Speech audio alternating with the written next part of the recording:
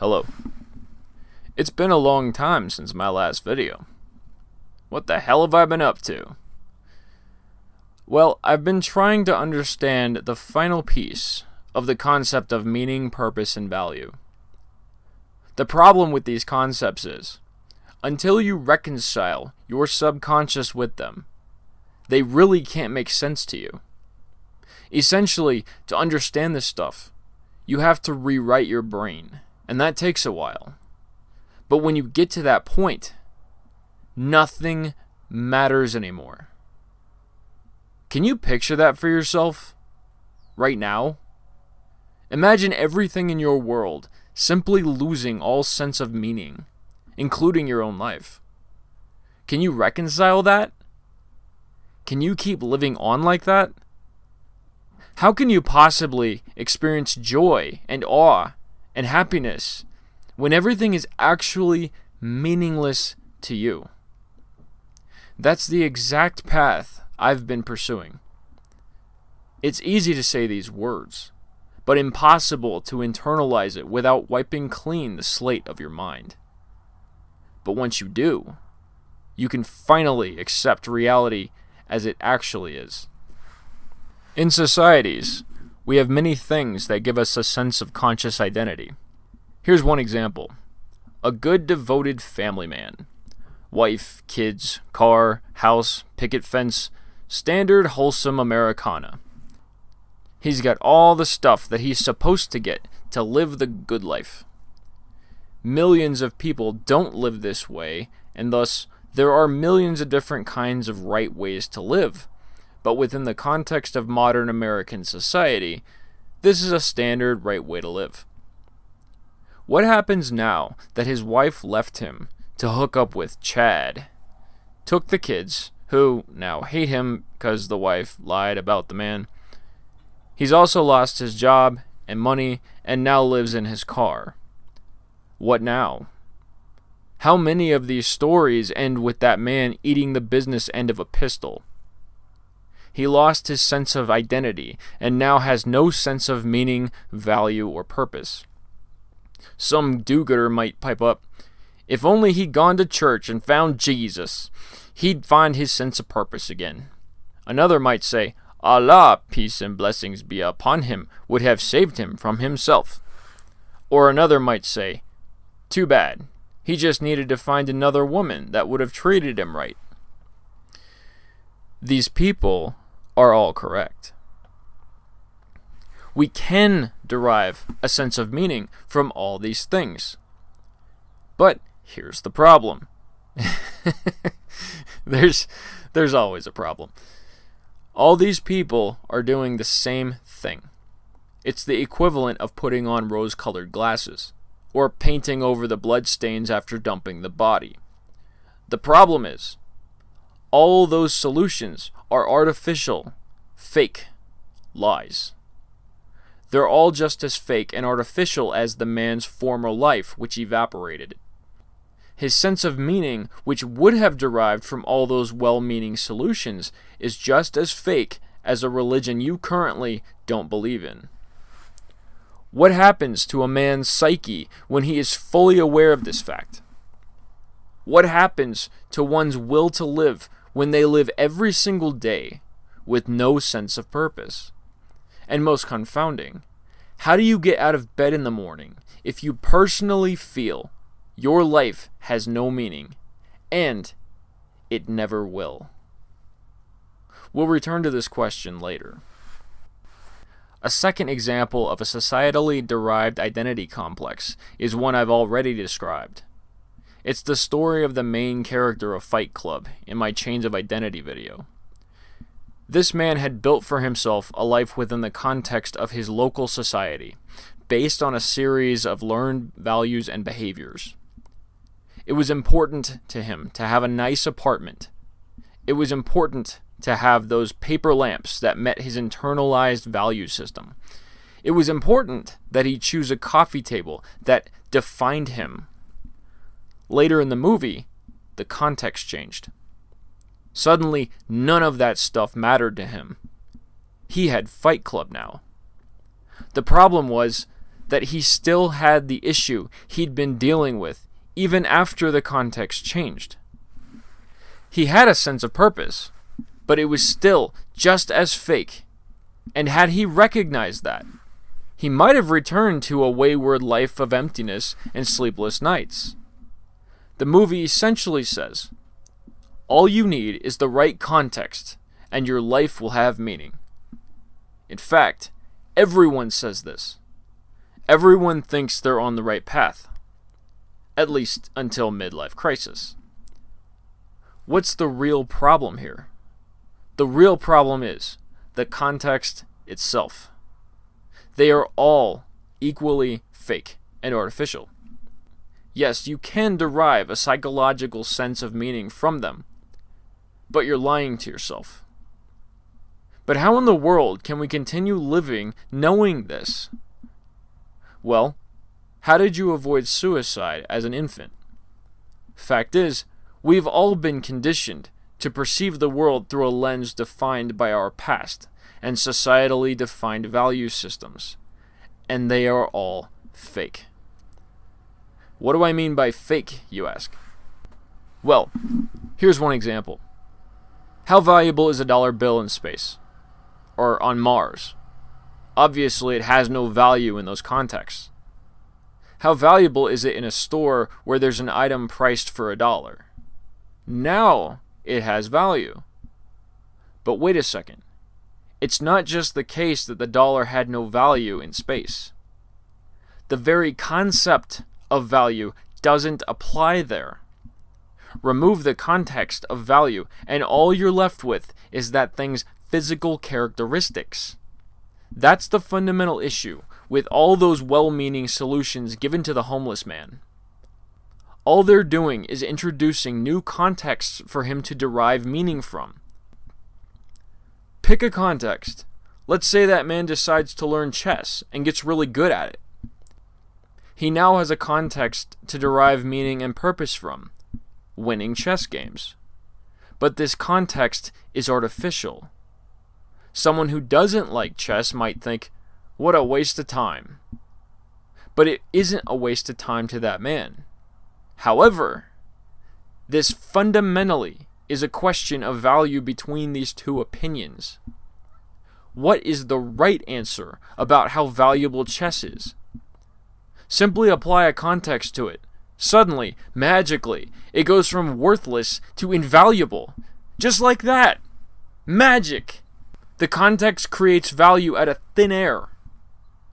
What happens if you remove all context from the game of chess? All you're left with is its physical characteristics.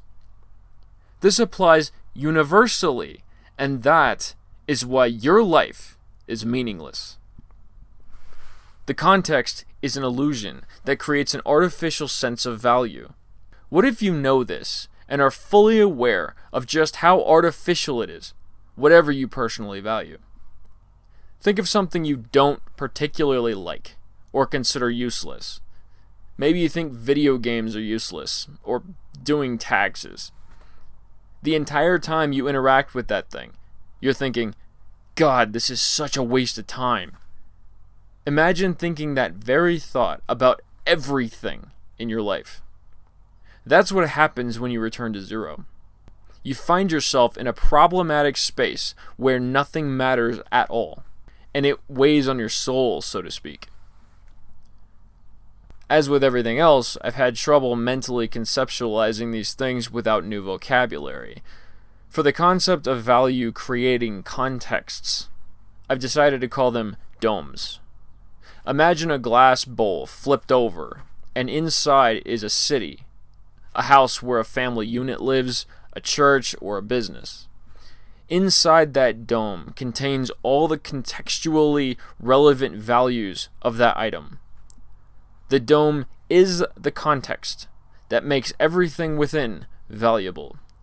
For example, the concept of the wife to the husband, children to parents, house versus homelessness, refrigerator versus empty bellies. All these concepts hold meaning within the context of this dome. MGTOW understand the concept of the blue pill plantation. Imagine the plantation being enclosed in such a dome.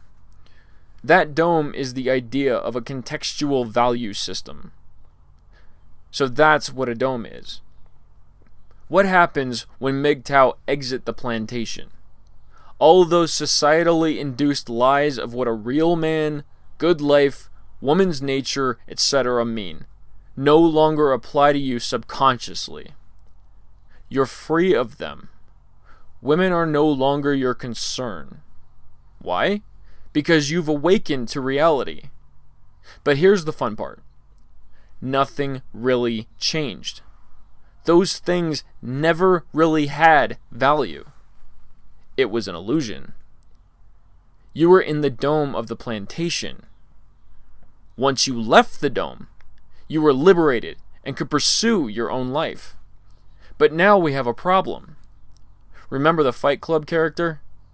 What the hell do you live for now? He went immediately into a whole new paradigm. Fight Club. But MGTOW don't. They simply exit an old paradigm. What do we do now? Sure, you can find things to entertain yourself, but your entire life has been defined by artificial success objectives which no longer apply. Do you simply create new senses of identity? That's the same artificiality. That's the problem. It will leave you just as unfulfilled as the last dome you just left. The problem is the fact that domes themselves are artificial and fake and limited to themselves in terms of application. So you've just left the dome, whatever that artificial construct is to you. Now you're outside of it. What shall we call this place outside the dome? I call it the wilderness. It feels like a wilderness, empty and alone, when you leave a dome. Domes are comforting. Everything feels real and permanent and meaningful. Out in the wilderness, none of that is there. Why? There's nothing to create context whereby meaning or value can be attributed. Remember, the very concept of value no longer applies once the dollar bill is in space. In the wilderness, there's no relative value system one can appeal to define the value of anything. Turn around and look behind you. Look into the dome that is the Blue Pill Plantation. The people in there live their lives, settled in their values. They have a sense of certainty and place. The dome creates a structured psychology which provides its inhabitants with meaning and value. But you're not in there. You're out here in the wilderness. You see just how meaningless those values are once you're out here. But realizing this and smiling to yourself, knowing you were smart enough to get out of there, a creeping feeling comes over you. You look around you. Millions of domes are out there on the landscape, far as the eye can see. You're outside of all of them. You suddenly realize there's no value out here. It's cold and sterile. You suddenly realize without a dome to create a sense of value, everything you have and are is worthless. In fact, the very concept of value no longer applies to literally anything. Here's another way to describe this. Imagine everyone in a particular dome is a Platonist. Platonism is essentially the idea that mathematics is physically real. For example, we know what a square is. It's a figure with 4 sides of equal length with 4 right angles. It's defined that way. But a Platonist believes there's an actual square in existence, that is, a figure that has the exact characteristics of a square somewhere out there in the ether. Numbers and mathematical operations have physical existence to a Platonist. But we know that's not true. In fact, math is something we made up. It's not real in a Platonic sense. But in the dome of Platonism, it's actually real to those inside the dome. Now, taking this idea of fake math to its conclusion, let's say I put 2 seashells on a table in front of you. How many objects are on that table? 2, of course, you say. Actually, no. It depends on how I define the term objects. In reality, without me to define what the term object is, you can't tell me how many are on the table. All you can do is describe the physical characteristics of the situation. There are trillions of atoms in the shells. Many more trillions of subatomic particles. There are 2 seashells. In this case, 1 plus 1 does not, in fact, equal 2 in a Platonic sense without someone there to define the context by which we may determine what 1 or 2 actually mean. The dome is like the person defining what an object is. If you take away that person, there is no concept of object, or 1 or 2. All that's left are the physical characteristics of the situation. Walking into the wilderness is like having math without definitions. What does 2 plus 2 equal 4 mean if there's no definitions for any of those figures? What is love? What is the value of a human life? What is my purpose? What value does anything have whatsoever? These are questions a dome can provide. But the wilderness leaves the questions unanswered, since there's simply no context to appeal to. This is what happens when you return to zero and lose all those chains of identity you've collected throughout your life. You are left without any scale of value to define anything by. This is a problem. What do you do now? What do you live for? Who are you? Why are you here? What's your purpose in life? You can't answer any of those questions now. You have to enter a dome to answer them. Say you enter the dome of religion. There's all your answers laid out neatly on a pew. But then you look over your shoulder at the dome's entrance. You realize the answers in here only apply in here. Once you walk outside again, those answers lose their meaning. Knowing this while you're in the dome is a problem. You're living a lie. You know the answers will just evaporate once you walk back outside. Does all this make sense? Another example is, take your business. All the effort to achieve the important things in that business simply don't exist outside the business. When you go home, anything considered important in your workplace simply has no value in your home. This example is easier to conceptualize than non-physical ideas like meaning and purpose, but it's the same concept. Having nice business cards, having your name on the company awesome person plaque, having the corner office, the value of these things only exists at the office. Once you leave the office, those things simply don't have any meaning. If you were to walk to a playground, what value is your name on the special person plaque to a single mother sitting on a bench watching her children? But if you bring your own child, suddenly you have something she also values, and you can find common ground in terms of the kids. But your business achievements simply don't apply here. I hope this discussion drives home the concept of domes. You'll never be in all the domes simultaneously. However, what happens when you're in the wilderness and outside all the domes simultaneously, and you stay out there, since you realize all domes are simply artificial and fake? Well, nothing really means anything to you anymore. Your own life means nothing to you. Everything simply has its own characteristics you can observe. That's it. Nothing has personal meaning or value anymore. Everything means as much as it did to you on your first day of existence. Everything feels foreign and distant and unrelatable. Day after day, this weighs on you. How can one reconcile the fact of this circumstance with their subconscious mind?